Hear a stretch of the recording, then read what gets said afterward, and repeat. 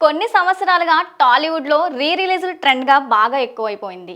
హిట్లు, ఫ్లాపులతో సంబంధం లేకుండా సినిమాలను రీ రిలీజ్ చేస్తున్నారు. ఆడియన్స్ కూడా ఈ ట్రెండ్ బాగా ఎంజాయ్ చేస్తూ కొత్త సినిమాలకు మించి హంగామా చేస్తున్నారు.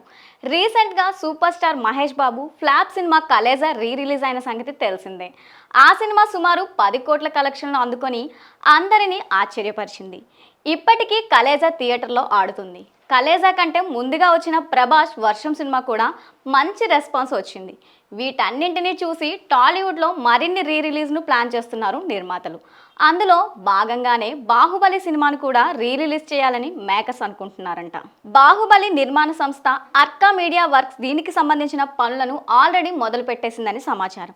అయితే 'బాహుబలి' రీ రిలీజ్లో ఓ పెద్ద ట్విస్ట్ అందరినీ ఎగ్జైట్మెంట్ అయ్యేలా చేస్తుంది. 'బాహుబలి' సినిమా 2 భాగాలుగా వచ్చిన సంగతి తెలిసిందే. 'Baahubali the beginning', 'Baahubali the conclusion' పేరుతో రాగా 2 సినిమాలుగా ఒకదాన్ని మించి మరొకటి హిట్గా నిలిచాయి. ఇందులో ఒక సినిమాను రీ రిలీజ్ చేసి మరొక సినిమాను రీ రిలీజ్ చేయకపోతే ఆడియన్స్కు సినిమా చూసిన ఎగ్జైట్మెంట్ ఉండదు. అలాగని 2 సినిమాలను రీ రిలీజ్ చేస్తే ఆడియన్స్ చూస్తారో లేదో అని అనుమానం కూడా. ఇక్కడే 'బాహుబలి' నిర్మాతలు తెలివిగా ఆలోచించి ఓ పక్కా ప్లాన్ వేశారు.